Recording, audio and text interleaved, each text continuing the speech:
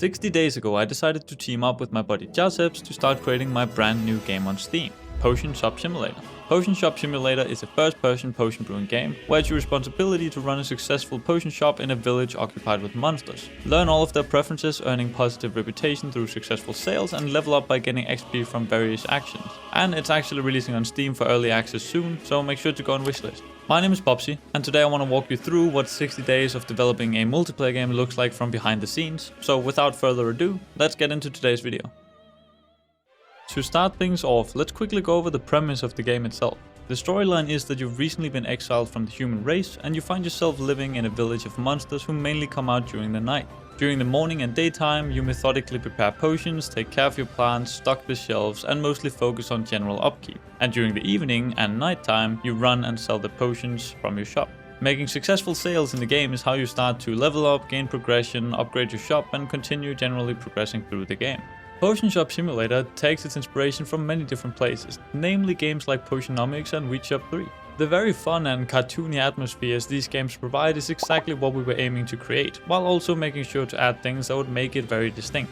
Wheat Shop 3 in particular offers a very engaging progression system that gave us a lot of inspiration, and we wanted to try and incorporate something similar to their customer reputation system as well. On the other hand, the brewing system we went with is a lot closer to the one seen in Potionomics. Potions in our game are created using 4 elements: water, earth, fire and air, and are dependent on using the correct ratio of ingredients in order to make each specific potion. This part was directly inspired from Potionomics, but the difference however lies in how the quality and sizing affects each potion. Potionomics uses a system that goes with a lot more depth to it, where the size and quality actually plays into each other, but in our game we decided to keep things more simple and have the two be separate from one another. The other major difference between our game and all of the others is that Potion Shop Simulator offers a complete online multiplayer experience, which isn't something any of our inspirations had the option to do. I've always enjoyed playing games with my friends versus playing them alone, and I've also been a big fan of games that progress very naturally, so my goal was to try and bring these two elements together through the eyes of this brand new game. Now, let's start diving into the development process itself. We went into our first week of development ready to set up all the basics: movement, player interactions, cauldron mechanics, the day and night system, not really anything too spectacular just yet. Week 2, however, is where things started to get pretty interesting. This is when we started making the basics of potion brewing, created the potion quality system with 6 distinct tiers across 5 different sizes, created NPC interactions, and even made simpler things such as the tooltips to give a brief description of whatever item you're looking at. In order to create the potions, we came up with an assortment of different ingredients the player can use in their crafts. For example, a fire bloom gives you 3 fire, while a lucid night sprout gives you 3 water and 3 air. And the way the potion system judges the quality of the craft is based on the ratio of ingredients relative to the nearest recipe. So, for example, the health potion has a 1-to-1 ratio of fire and air, so if you make the brew with 3 fire to 3 air, it'll create a health potion of the highest quality. The total number of ingredient properties is what sets the size of each potion, so having more of each element is what makes a bigger size, and by increasing the size of the potion you also increase how much it will sell for in your shop. The catch though is if you accidentally mess up these ratios, then the game will punish you by sacrificing some of the quality, ultimately making the potion still usable, but also ensuring that you get the correct ratios was a very important aspect to consider. By the end of the 3rd week we were planning on hosting our first playtest, which honestly wasn't very nerve-wracking since we knew the game was far from complete, but it did give us the opportunity to see if people could at least understand the basic premise of our game and whether the potion brewing system was on the right track. During week 3 we first added the player models, set up the playtest environment, made overall improvements to the NPCs, added some objectives which allowed you to get more plants to brew more potions. And lastly we set up the Steam integration to allow people to play together on Steam, but we first needed to actually upload the game on Steam in order to start the playtest. And of course that went smooth as butter. Alright, not exactly. Whoever designed the Steamworks backend is pretty much dead to me at this point, but at least we could just launch the playtest and have a relaxing weekend. Okay, so that was a fucking lie as well. The playtest was quite chaotic and required me to spend many hours over the weekend fixing game-breaking bugs. But eventually we made it and got a lot of useful feedback that we can take into the coming week. The feedback we received from the playtest was mostly positive and gave us some reassurance that we were on the right track. Week 5 focused on adding all sorts of new mechanics and preparing for the next planned playtest only 2 weeks later. One of the most notable new features was the building system that allows you to pick and place items down. This can be ingredient manipulators, decorations, or plants, and we thought giving the player some creative freedom was a really nice touch to the overall experience. The next thing we should quickly cover is the day-night cycle. When the day ends, we made it so that you can no longer interact with your plants, forcing you to reset the day.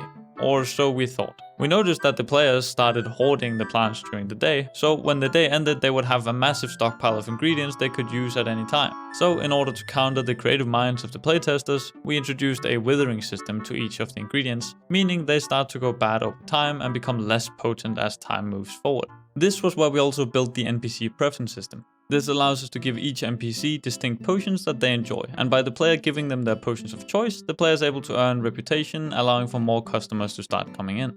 Going into week 6, we really wanted to focus on some of the quality of life improvements for the game, so that's what we spent all of our time doing, and a bunch of debugging.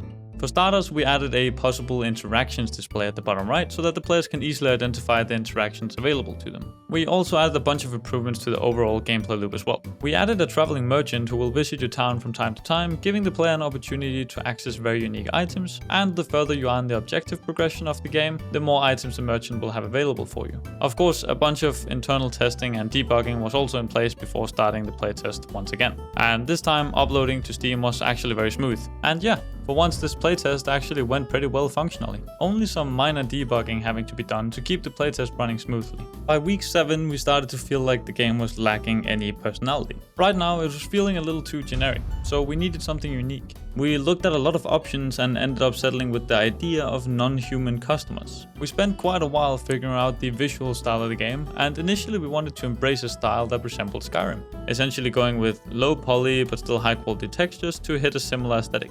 We quickly found out just how niche that style is though, and ended up going with a cartoonish RPG feeling, which worked out really well and gave us a lot more creative options moving forward. The next thing in check was to start building the environment. We found an asset that held a beautiful environment, and Joseph was responsible for fitting this to our needs and building out the parts for our game, and I think that he nailed it. What do you think? During week 8, we really wanted to finish things off and start to nail the overall style of the game's world. A big part of what was still missing was the lighting. Lighting does a lot to the overall look of the game and is not something I'm particularly strong in, but here's a brief overview. Normally you bake the light maps, which is essentially a large high quality screenshot of the lighting, shadows and such. This would essentially mean your computer doesn't have to live process all of this at the same time, making it run a lot smoother. Issue being, we have a dynamic day-night cycle, so this turned out to be quite the challenge. We tried many approaches, but essentially ended up landing on something that looks like this.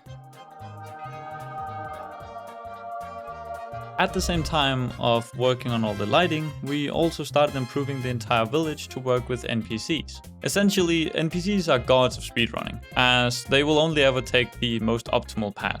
Obviously this isn't great, as it means that they'll cut every single corner to get to the destination as quickly as possible, and that doesn't really work well when trying to create a calming village. So I started mapping out the entire village with a new pathing system for the NPCs so they can move on it. To say the least, this was a pretty damn tedious task and probably took me around 4 to 5 hours of work, but the final product was definitely worth it.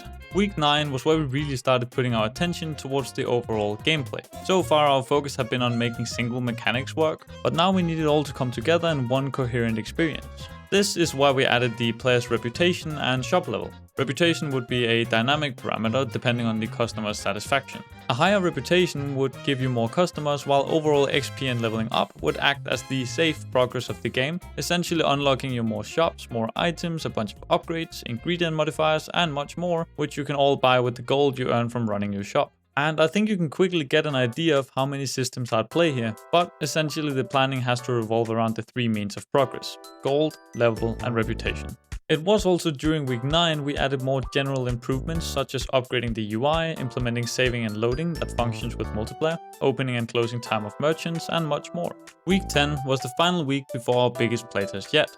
Essentially, the whole game would feel brand new compared to the previous playtest, and we were really excited to get to show it off. We started doing a lot of internal playtesting at this point and ended up setting up the missions to function as an introduction to teach players the main mechanics that they'll be interacting with. We also handled a lot more game balancing, bug fixing, and more functionality such as waypoints for quests and waypoints or points of interest. The main menu setup got polished with the loading screen and much more. Also, very importantly, it was at this point we got accepted for our Steam page, which is live right now. So please do go and wishlist the game right now. You have no idea how much it helps small indie developers. And this is essentially where we're at now. The playtest is launched and we're excited to see the feedback that comes back.